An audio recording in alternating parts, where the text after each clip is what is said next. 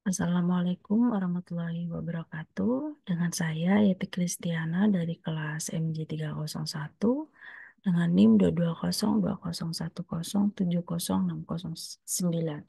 Pada kesempatan ini saya akan mempresentasikan dari tugas terstruktur mata kuliah Manajemen Operasional 1 dengan dosen pengampun yaitu Ibu Rustika Ayu Nimpuri, SEM SIM. Pada kasus pertama yaitu mengenai pola produksi. Diketahui PT Muzak mempunyai pola penjualan per triwulan dalam unit sebagai berikut. Triwulan 1 permintaan per unitnya adalah 250. Kemudian triwulan 2 400, triwulan 3 1050 dan triwulan 4 adalah 450. Perusahaan akan memenuhi penjualan tersebut dengan salah satu alternatif pola produksi sebagai berikut. Yang pertama, pola produksi konstan pada tingkat 500 unit per triwulan. Yang kedua, yang bergelombang dengan mengikuti pola penjualan. Selanjutnya, pola produksi moderat dengan ketentuan bahwa untuk triwulan 1 dan 2 berproduksi pada tingkat 450 unit dan kemudian pada triwulan 3 dan 4 berproduksi pada tingkat 850 unit. Informasi lainnya ada dalam perusahaan adalah sebagai berikut. 1. Kapasitas maksimum 1.000 rupiah unit per triwulan. Kedua, biaya simpan 100 rupiah per unit per triwulan. Ketiga, biaya perputaran tenaga kerja sebesar Rp4.000 untuk setiap kenaikan produksi sebesar 200 unit. Penurunan produksi tidak menimbulkan biaya labor turnover, sedangkan biaya subkontrak sebesar Rp2.000 per unit. Yang keempat, upah lembur sebesar Rp1.000 harus dibayar apabila hasil produksi lebih dari 700 unit. Nah, diminta tentukan pola produksi mana yang sebaiknya dipilih oleh perusahaan. Jadi untuk yang A, pola produksi konstan 500 unit per triwulan. Jadi perhitungannya, biaya produksi 500 unit dikali Rp200 adalah Rp1.000.000. Kemudian biaya simpan 500 unit dikali Rp100 adalah Rp50.000. Jadi total biaya Rp1.050.000. Kemudian yang kedua, pola produksi bergelombang atau mengikuti pola penjualan.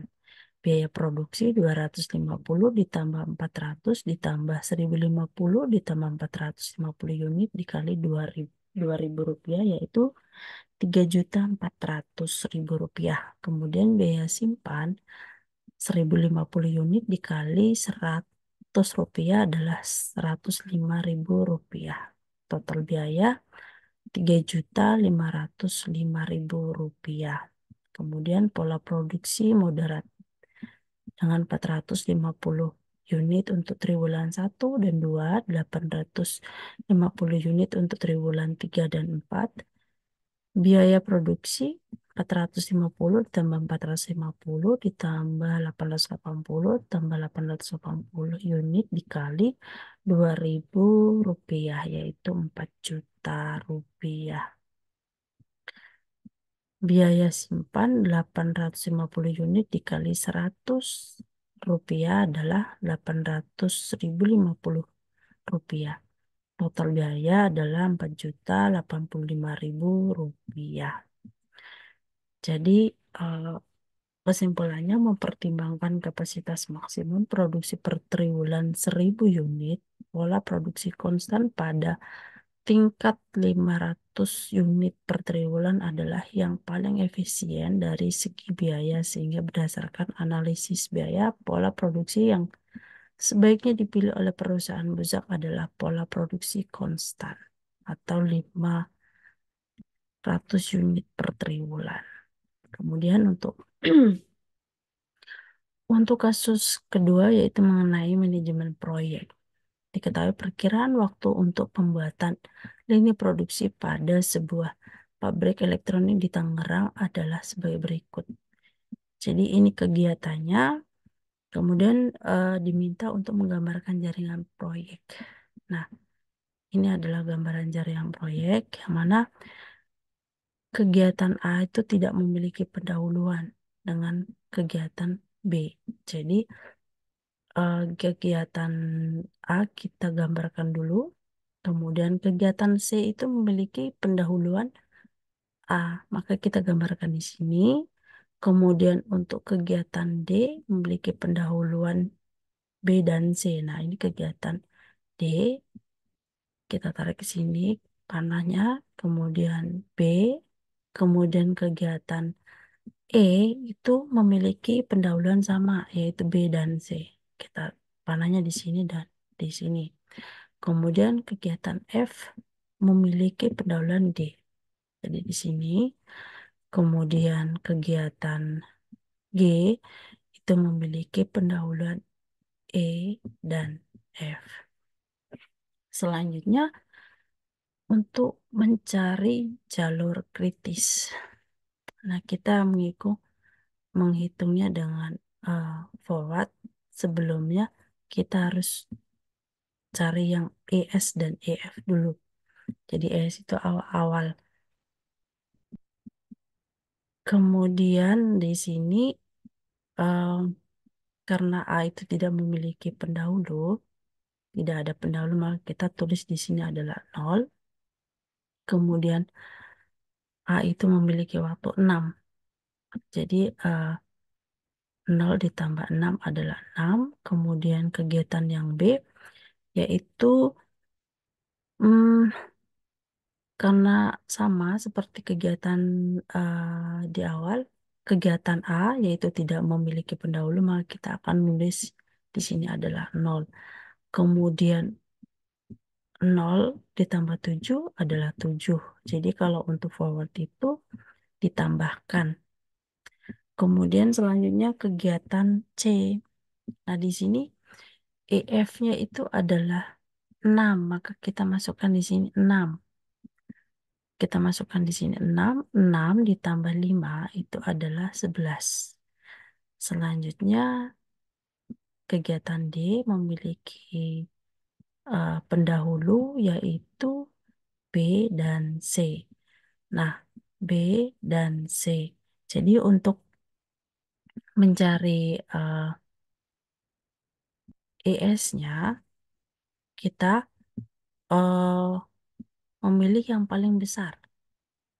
Jadi antara C dan B itu EF-nya paling besar yang mana? Jadi yang C ini 11. Kalau di B kan 7. Kalau di C itu adalah 11. Maka kita masukkan di sini 11. 11 ditambah 6 adalah 17. Kemudian kegiatan yang E. Sama, kegiatan E memiliki pendahulu yaitu B dan C. Jadi kita cari yang paling besar. B itu 11, C itu 11, C 11, dan B itu 7 EF-nya. Maka kita akan memilih yang C 11. 11 ditambah 5 adalah 16. Kemudian untuk kegiatan F, itu pendahulunya adalah D. Maka EF-nya kita masukkan ke sini. 17 ditambah 8 adalah 25. Untuk mencari kegiatan F yang terakhir, jadi karena masih forward, kita G itu memiliki pendahulu E dan F. Nah, jadi kita di sini E itu memiliki nilai EF itu 16. Kemudian F itu memiliki 25. Jadi kita harus memilih yang F karena lebih besar.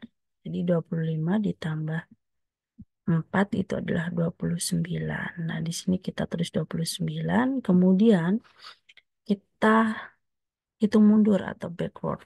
Jadi kalau hitung mundur kita dikurangin. Kemudian 29 dikurang 4 adalah 25. Nah, 25 ini kita masukkan di F dan E. Karena pendahulu G itu adalah E, F, dan G. Kita masukkan sini, 25 dikurang 5 adalah 20, kemudian 25 dikurang 8 adalah 17, kemudian untuk kegiatan C dan E, C dan D. Jadi untuk kegiatan D itu memiliki pendahuluan sebelumnya adalah B dan C. D, B, B dan C. Nah, kita di sini ada 5. 5 di 5 dikurang 6 adalah 1. Kemudian yang C, 5 dikurang 5 adalah 0. Selanjutnya yang B itu adalah 5 dikurang 7 adalah 2. Dan yang kegiatan pertama, 5 dikurang 1 adalah 1. Selanjutnya, eh, sini saya sudah membuat tabel untuk mencari jalur kritis. Jadi slack time, menghitung slack time itu adalah seberapa fleksibelnya waktu untuk menyelesaikan suatu kegiatan tanpa menghambat untuk menyelesaikan proyek keseluruhan. Nah, jadi diketahui ternyata yang memiliki slack time itu adalah kegiatan F dan G. Karena di sini untuk menghitung, untuk perhitungannya mulai dari kegiatan awal, menghitung mulai paling awal atau ES, dan waktu selesai paling awal EF untuk setiap kegiatan. Kemudian waktu menghitung, waktu hitung untuk nilai paling lambat awal LS, dan waktu paling lambat LF untuk setiap kegiatan. Slack time dihitung dengan rumus E sama dengan LS dikurang ES atau LE dikurang EF. Nah, di sini em, jalur kritisnya itu jalur kritis yang memiliki slack time 0. Di sini ada F dan G. Jadi jalur kritisnya adalah F dan G. Jadi proyek ini memiliki jalur kritis yang harus diperhatikan karena setiap keterlambatan pada kegiatan di jalur akan berdampak pada penundaan proyek. Baik demikian penjelasan dari saya. Jika ada yang salah, saya mohon maaf. Wassalamualaikum warahmatullahi wabarakatuh. Terima kasih.